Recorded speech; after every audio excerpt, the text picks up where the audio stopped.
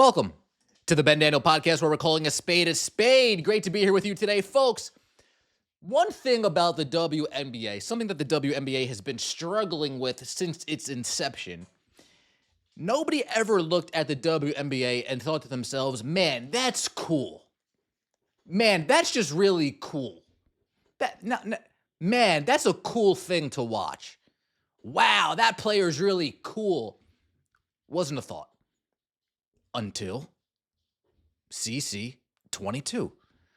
Until Caitlin Clark came around. Made the WNBA cool to watch, cool to follow. You have a team? Awesome. You have a favorite player? Sweet. This past season following the WNBA seemed like, you know what? If you watched Caitlin Clark, it didn't seem as, what the hell are you doing with your life, as it used to be. And with every move that Caitlin Clark makes, it can continue to push the WNBA further establishing itself as something cool to see. There's only so much Caitlin Clark can do. There's only so much Caitlin Clark can do. Let's put football, right? The Chiefs are killing it.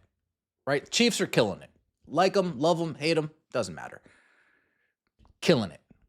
There's only so much that Patrick Mahomes, that Travis Kelce, that Andy Reid could do on the field that can convince fans this is a team you should watch.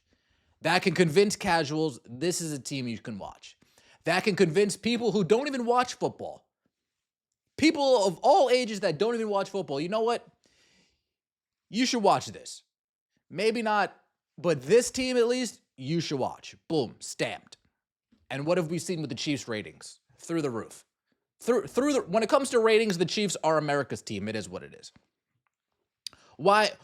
Ben, you just went on a soliloquy. What the hell are you talking about? Follow me here. There's only so much on the court Caitlin Clark can do.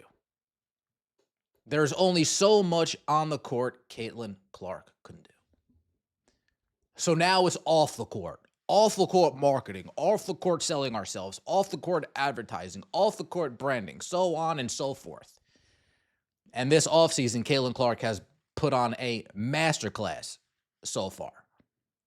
Her and Angel Reese have done fairly well when it comes to the offseason, talking about the WNBA. Both of them have done more for the league than the other 142 players combined. That's just facts. Right? You might not like Angel Reese. That's just the facts. Okay? Caitlin Clark, being a huge Taylor Swift fan, there is always this pipe dream of Taylor Swift, Caitlin Clark, meeting up, Chiefs game, Fever game, something like that. And folks, I'll tell you right now, if that happens, if Taylor Swift shows up to a WNBA game, that would exponentially boost the WNBA. That would be an effect. Every team would see an effect. Trust me, every team would see an effect. Every single team would see a boost to some degree in ratings, merchandise sales, etc.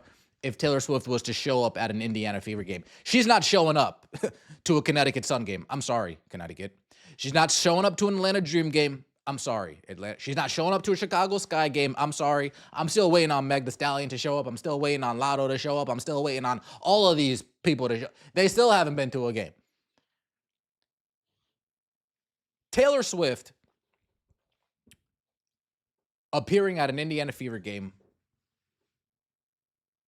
would bring the WNBA to a new level. New Heights podcast with Jason Kelce, Travis Kelce, teased a special guest. They teased a special guest, and that special guest that they teased happened to be none other than Caitlin Clark. Caitlin Clark made her way on the New Heights podcast with Travis Kelce and Jason Kelce. In case you guys don't know, Travis Kelce currently dating Taylor Swift.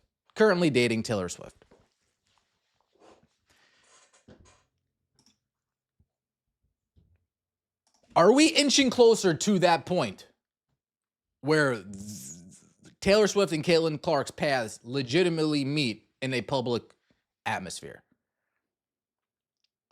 We are heading down that road. When Michael Jordan came out with the shoes, everybody wanted a pair of J's. They turn into culturally relevant shoes. You see them on TV. You see them in movies. You see them in commercials. Like Mike. I want to be like Mike. There's only so much we could do on the court.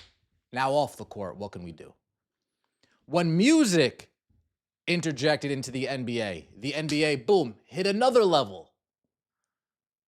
Music is about to interject into the WNBA. Music is about to make the WNBA more culturally relevant than it's ever been. And it started with somebody who went crazy on the court, turning somebody else who went crazy on the stage into her fan.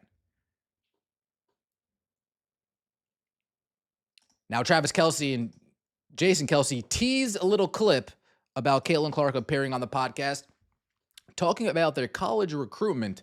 Caitlin Clark, 7th grade, getting recruitment letters. Let's take a listen. We heard you got your first recruiting letter in 7th grade. Yeah. Is this true?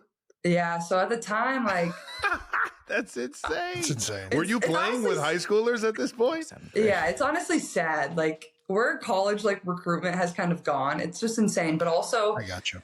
I feel very fortunate. Like, my parents were just like, they told my older brother, like, go get the mail. Like, we don't want your sister to see that. They like wanted me to be in 7th grade cool. and like enjoy middle school and like hang out with your friends. Like, you shouldn't be worrying about where you're going to college. Wow. I love that so much. Yeah, so I didn't really take any visits until like after my freshman year of college, and then I didn't decide until my senior year. So I was never in a rush, and my parents did a really good job of like make sure, you know, I have a good circle around me. Like, it wasn't always about college recruitment. I wasn't like posting my offers. Like, also that wasn't really a thing when I was growing up. So, but it is now. I mean, it had to be close to when you were growing up. I mean, yeah, it was close. Like, people were starting to do it, like post like, oh, I got an offer from here. I got an offer from here. and especially in basketball. Now it's all you see on social media. It's like only people talk about. It's crazy. But obviously times have changed too. But oh, times have changed. yeah, it's 7th grade was wild. And I was playing up like 2 years. So I was playing with high schoolers. But yeah, I didn't really like think anything of it. Like, I was just going out there and hooping and having fun. And it's kind of just what. Recruitment offers in 7th grade. Busting these freshman high schoolers' ass in 7th grade. On the JV team in 7th grade, Caitlin Clark. That Gino Auriemma letter just hasn't come yet, has it? That Gino letter just hasn't showed up in the mail. We are still waiting for that Gino Auriemma letter in the mail. Nope, hasn't come yet. Salute to the parents, man. You're in 7th grade. We can talk about this later.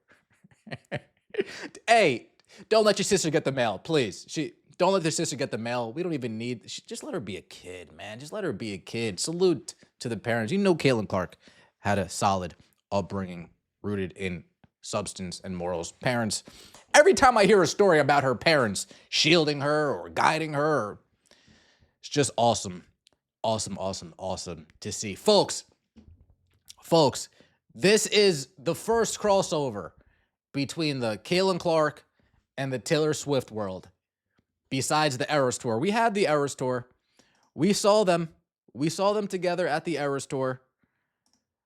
Travis Kelce, Caitlin Clark, next to each other in the crowd, standing literally right next to Caitlin Clark's mom, Mama Clark, enjoying the Eras Tour. This site had people speculating, man, is this actually a thing? Is this actually a thing?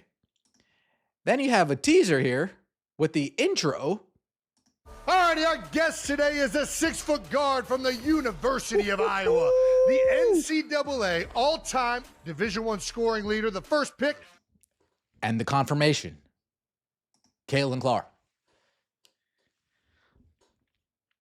Folks, this could be... Let me know what you think in the comment section below. I appreciate all of the support. Don't forget to like the video if you haven't already. Subscribe to the channel. I will so greatly appreciate it. We'll see you next time, and as always, take it easy.